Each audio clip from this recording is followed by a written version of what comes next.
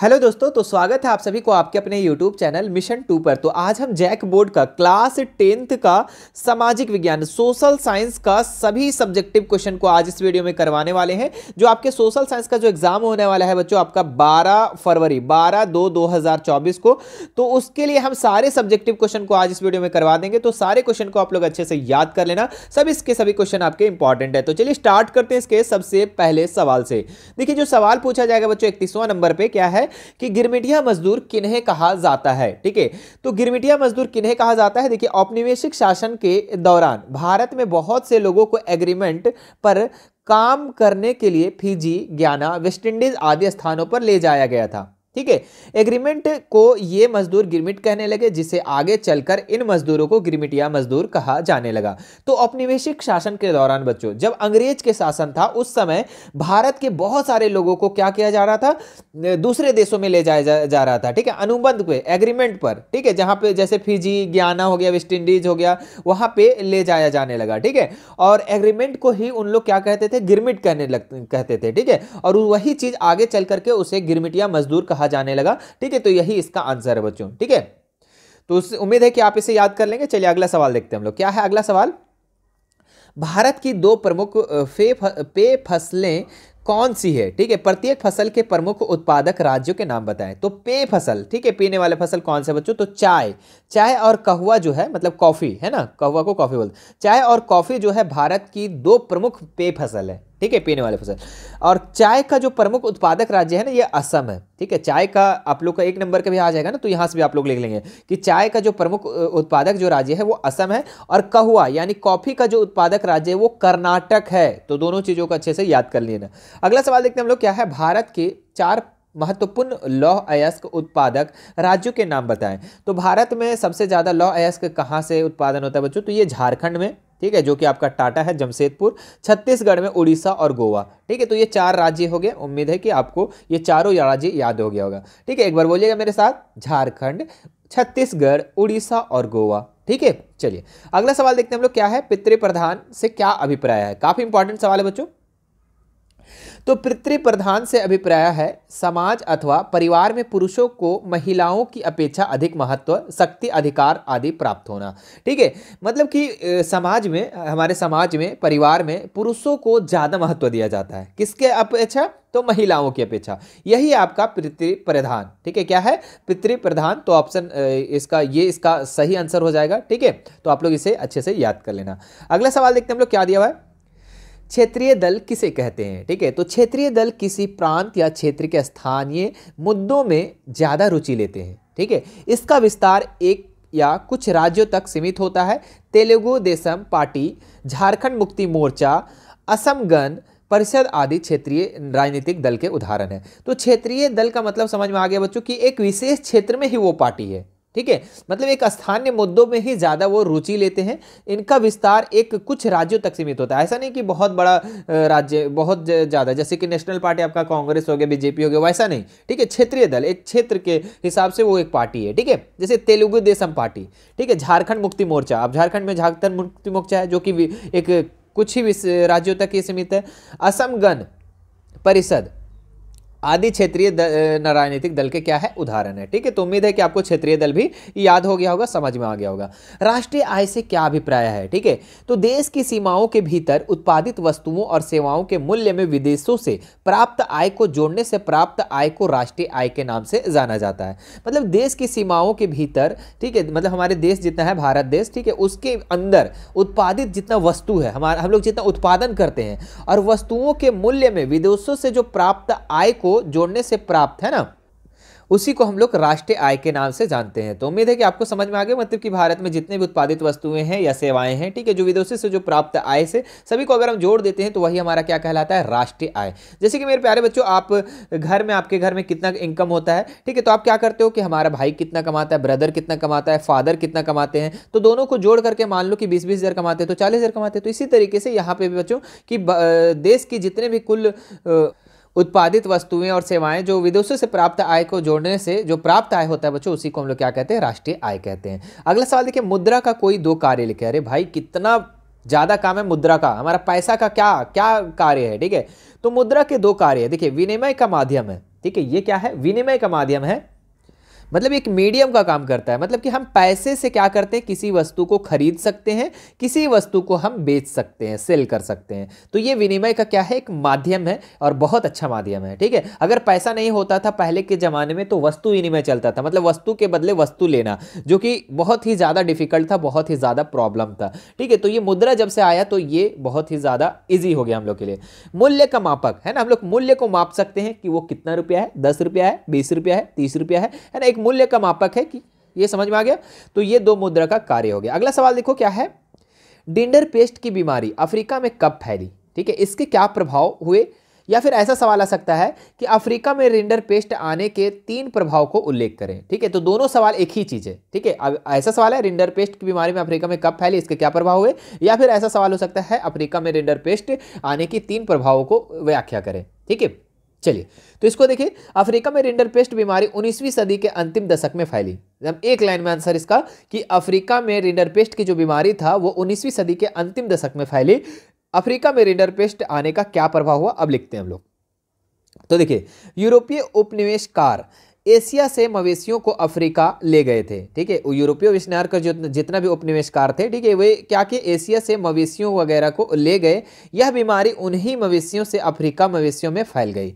तो वो जो बीमारी था ना, वो वही बीमारी जो है मवेशियाँ मतलब जानवर है ना, तो जितने भी जानवर वहाँ गए तो वो अफ्रीकी मवेशियों में क्या हो गई, फैल गई। इस बीमारी के कारण 90% पशु क्या हो गए, नष्ट हो गए, मतलब खत्म हो गए। ठीक है, इसके परिणाम स्वरूप अफ्रीका के रोजी रोटी का साधन ही क्या हो गया, समाप्त हो गया। ठीक है, उसका जो कमाने का साधन था बच्चों वो अब खत्म हो गया, तो रोजी रोटी भी खत्म हो गया।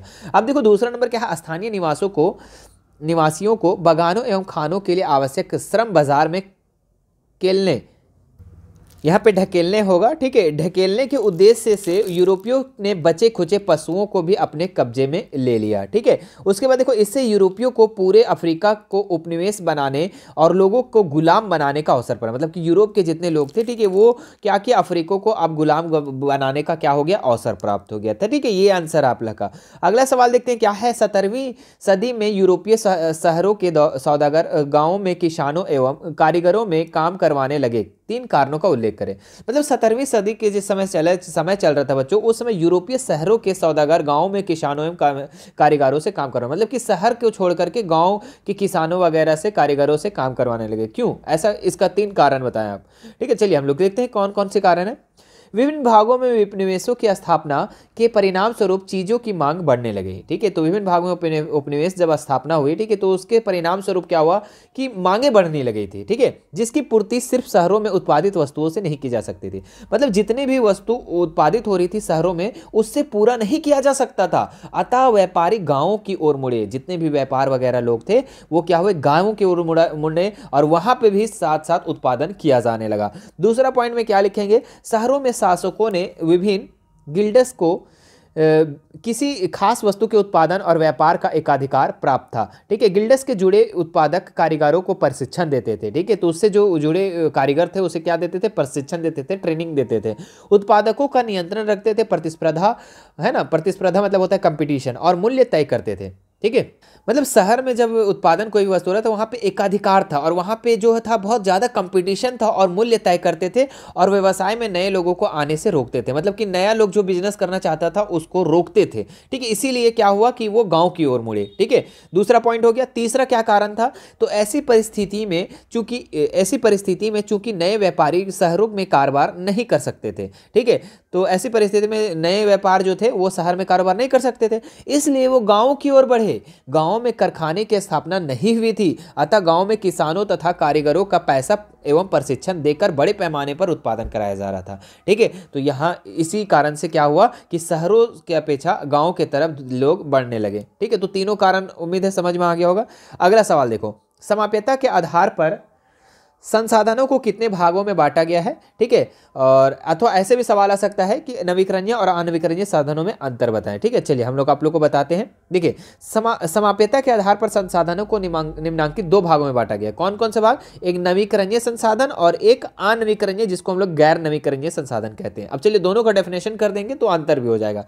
ऐसे संसाधन जिनका उपयोग बार बार किया जाता है तथा जिनकी पूर्ति प्रकृति द्वारा पुनः कर दी जाती है, नवीकरणीय संसाधन कहलाता है। जैसे कि मेरे प्यारे बच्चों कि आपका जल हो गया, पेड़ पौधे हो गए, वायु, मतलब कि जिसका उपयोग हम बार बार करें और उसकी पूर्ति प्रकृति द्वारा पुनः हो जाता है, मतलब कि पुनः फिर से निर्माण हो जा रहा है, तो वही हम लोग का क्या हो जाएगा, नवीकरणीय संसाधन। जैसे कि जल, जल क्या होता है, चक्रण है, ठीक है, आता है जाता है। पेड़ पौधे भी इसी तरीके से, वायु भी आपका है, ठीक है, और सौर ऊर्जा भी है, नवीकरणीय संसाधन में ये सब आ जाएगा, ठीक है। अब गैर नवीकरणीय मतलब अनवीकरणीय, ऐसे संसाधन जिनका उपयोग सिर्फ एक बार किया जाता है, मतलब एक ही बार किया जाता है, तथा इनकी समाप्ति पर प्रकृति द्वारा पूर्ति नहीं संभव नहीं है, गैर नवीकरणीय संसाधन। जैसे कोयला हो गया, पेट्रोलियम हो गया, मतलब कि मेरे प्यारे बच्चों कि अगर एक बार अगर कोयला पेट्रोलियम खत्म हो जाए तो फिर से उसको नहीं बनाया जा सकता है, ठीक है।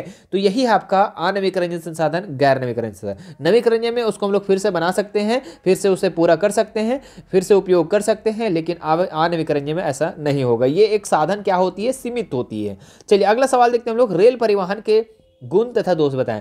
और भाई तो रेल परिवहन, रेलवे लाइन का क्या लाभ है और क्या हानि है, ये आपको बताना है। देखो बाबू, पहले देखो लाभ इसका क्या है, गुण बोले या लाभ बोले, बात बरोबर है ना।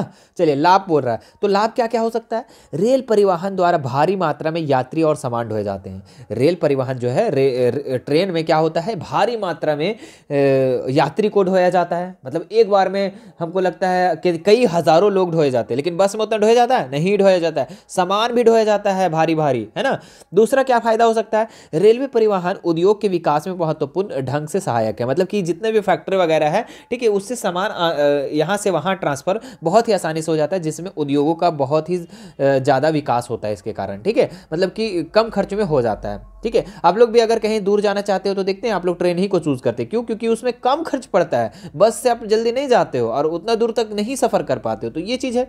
दूसरा, लंबा दूरी के लिए रेल का एक उत्तम साधन है, ठीक है, लंबा दूरी के लिए क्या है, रेल एक उत्तम साधन है, मतलब कि अगर लंबा दूरी तय करना है तो एक रेल क्या है, अच्छा साधन है, ठीक है, और कम खर्च में है, ठीक है। तो और भी आपके पास कोई लाभ है तो आप उसको भी लिख सकते हैं, कोई दिक्कत वाली बात नहीं है। चलिए दोष लिख देते हैं, इसका क्या हानि है भाई, यह सभी स्थानों पर नहीं बनाया जा सकता है, बिल्कुल, अगर खाली जगह है वहीं पे इस रेलवे को बनाया जा सकता है। आप बोलेंगे कि मार्केट बीच टॉनवा से घुसा दे रेलवे को, तो ये पॉसिबल नहीं है ना बाबू, ठीक है, तो ये सभी जगह नहीं बनाया जा सकता है। इससे यात्रियों और वस्तुओं को घर तक नहीं पहुंचाया जा सकता है, ये भी हानि है। अगर आप कोई भी वस्तु सामान ला रहे हैं रेलवे से तो आप घर तक नहीं पहुंचा देगा, तो ये भी एक तरीके से दोष है, ठीक है, लेकिन बस क्या होता है, हमारे घरों तक पहुंचा देता है। अगला सवाल देखो, सामाजिक विभाजन किस तरह से राजनीतिक को प्रभावित करती है, उदाहरण दीजिए, ठीक है।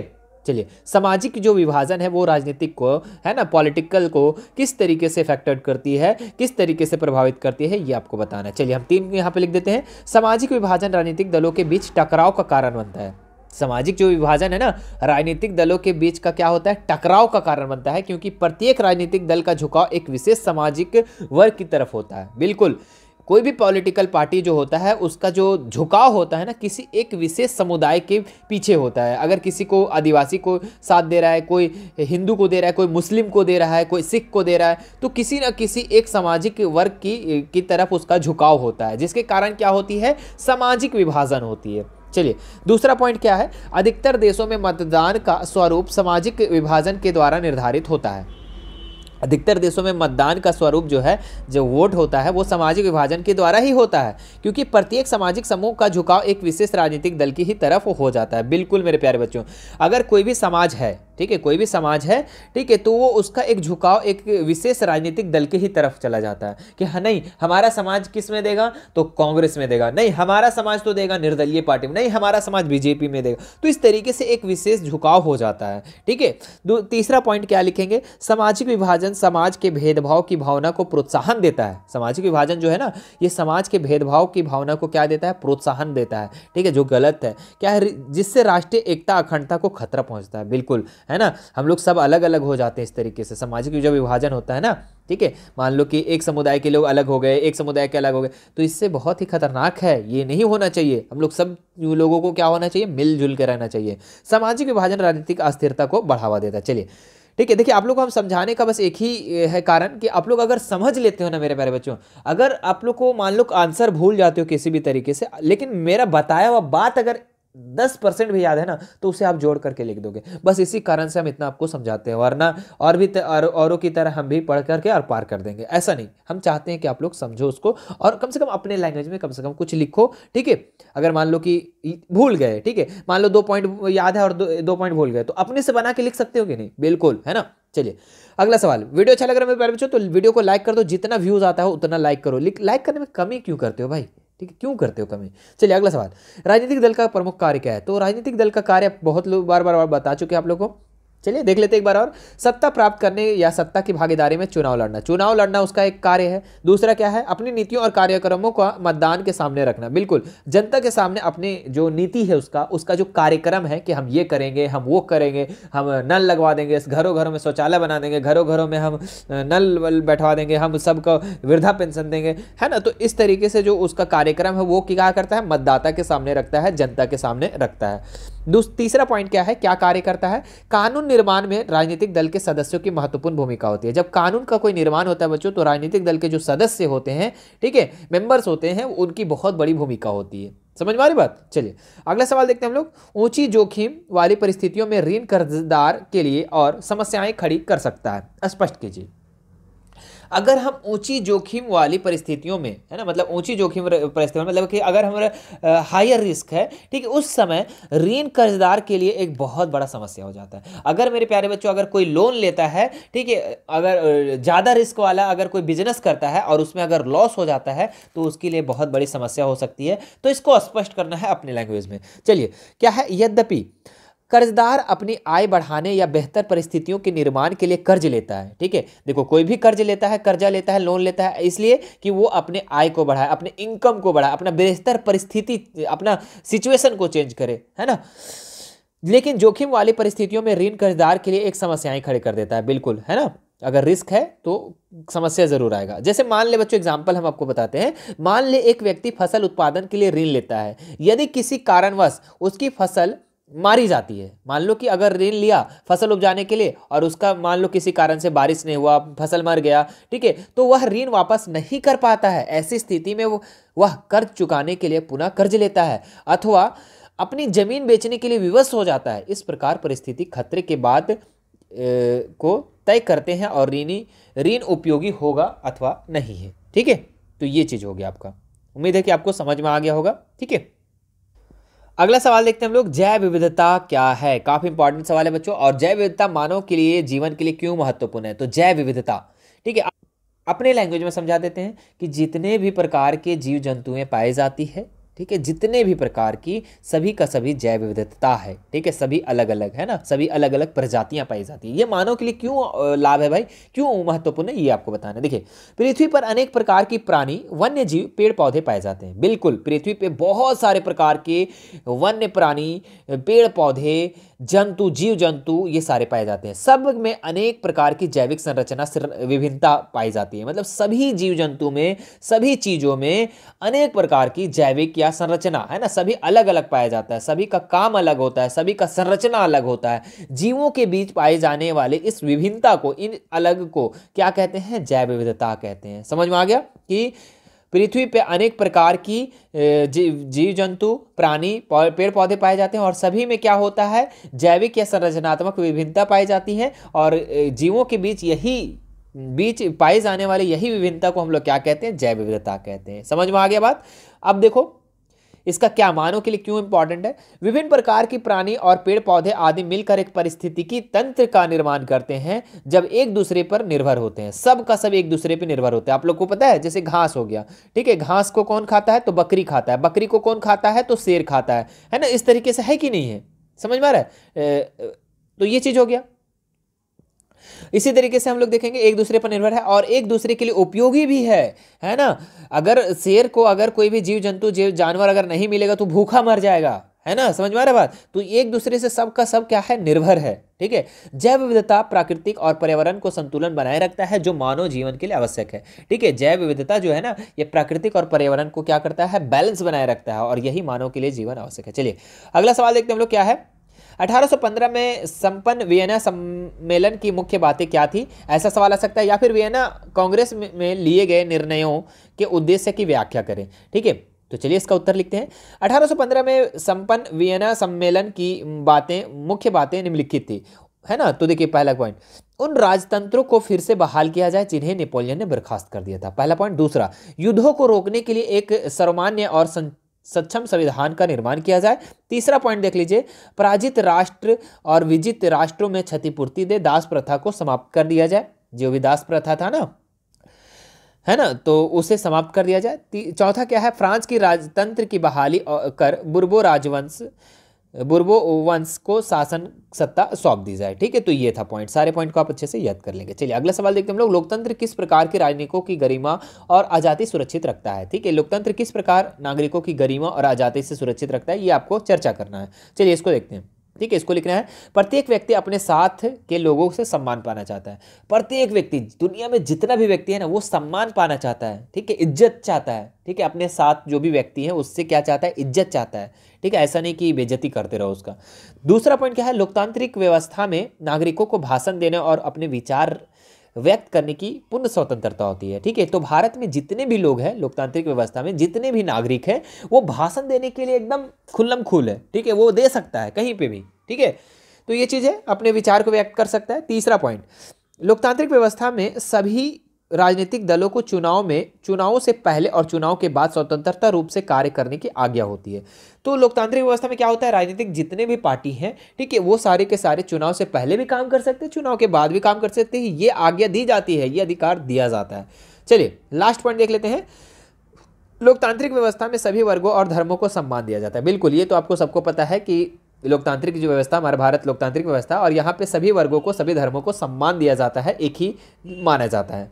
चलिए उपभोक्ता के कुछ अधिकारों को बताएं। ठीक है, चलिए लास्ट क्वेश्चन कर रहे हैं मेरे प्यारे बच्चों, और काफी इंपॉर्टेंट है। उपभोक्ता के अधिकारों को बताएं और प्रत्येक पर कुछ पंक्तियां लिखते हैं। या ऐसा क्वेश्चन आ सकता है, उपभोक्ता सुरक्षा कानून 1986 में दिए गए उपभोक्ता के अधिकारों का वर्णन करें। ठीक है, तो आप लोग को सबसे पहले क्वेश्चन समझाते हैं। अगर क्वेश्चन समझ में आ गया तो बहुत ईजी है। उपभोक्ता मतलब होता है बच्चों कस्टमर।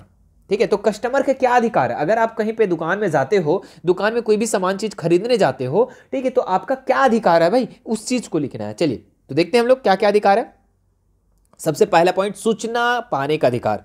बिल्कुल मेरे प्यारे बच्चों, अगर आप कस्टमर है तो आपको सूचना पाने का अधिकार है। इसमें क्या क्या हो सकता है, उपभोक्ता खरीदी गई वस्तु और सेवाओं के संबंध में सूचना पाने का अधिकार होता है। इसमें वस्तु के मूल्य, निर्माण की तारीख, खराब होने की तारीख, बैच संख्या आदि सूचना लेने का अधिकार होता है। ठीक है, तो इसमें कस्टमर का सूचना पाने का अधिकार होता है कि इसमें आप सूचना क्या क्या ले सकते हो, कि ये कौन सी वस्तु है, इसका उपयोग कहाँ पर है, इसकी मूल्य कितनी है, इसके निर्माण की क्या तारीख है, एक्सपायरी डेट क्या है, ठीक है, बैच संख्या क्या है, ये सारी के सारी चीज सूचना आप ले सकते हैं, ये आपका अधिकार है।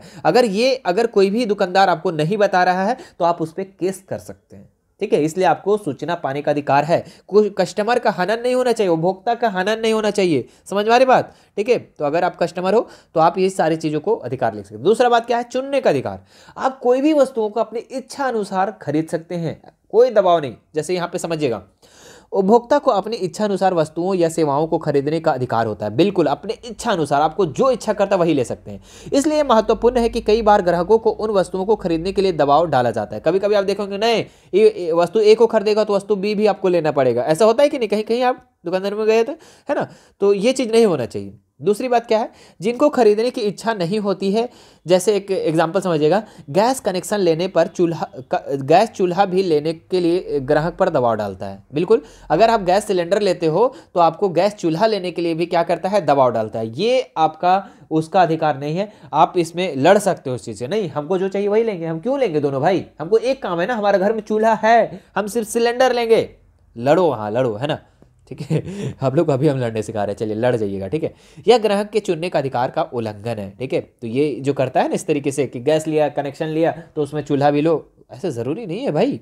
ठीक है, हम अब तो कनेक्शन ले रहे हो ना सिर्फ, तो कनेक्शन लो, क्यों हम गैस चूल्हा ले, है ना। चलिए अगला सवाल देखते हैं हम लोग, क्षतिपूर्ति निवारण का अधिकार। यदि किसी उत्पाद में किसी त्रुटि के कारण उपभोक्ता को कोई क्षति होती है तो उसके पास क्षतिपूर्ति निवारण अधिकार होता है। मान लीजिए किसी ने एक कुर्सी खरीदी और पहले दिन ही कुर्सी टूटने के कारण कोई घायल हो गया। ऐसी स्थिति में उपभोक्ता को कुर्सी विक्रेता से हर्जाने का अधिकार होता है। बिल्कुल, आप मेरे प्यारे बच्चों, कि अगर कोई भी तरीके से क्षतिपूर्ति होती है, मान लो कि आप चेयर खरीदे और चेयर खरीदे और बोला बहुत अच्छा है, एकदम टिकेगा, 1 साल 2 साल 5 साल एकदम, है ना, बैठ के मजे करो एकदम बढ़िया से। इस तरीके से मान लो पूरा झूठा वादा कर दिया, ठीक है, और पहले दिन ही कुर्सी टूट गया भाई, पहले दिन ही कुर्सी टूट गया तो क्या हो गया आपका, किसी कोई घायल हो गया तो आप उस पे जाके कंप्लेन कर सकते हो, ये भी अधिकार दिया हुआ है। समझ में आ रही बात।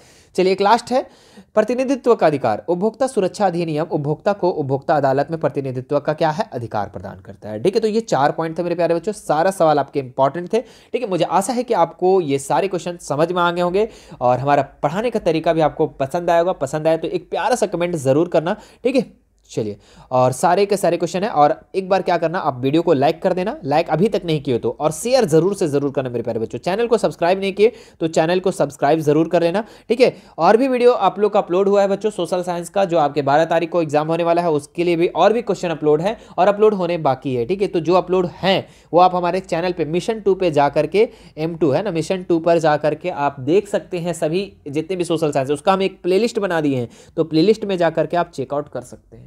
ठीक है, चलिए फिर मिलते हैं नेक्स्ट वीडियो में। हमसे जुड़ने के लिए हमारा Instagram, Telegram, WhatsApp group, WhatsApp channel का लिंक डिस्क्रिप्शन में दिया हुआ है, वहां से जुड़ सकते हैं। ठीक है, थैंक यू सो मच।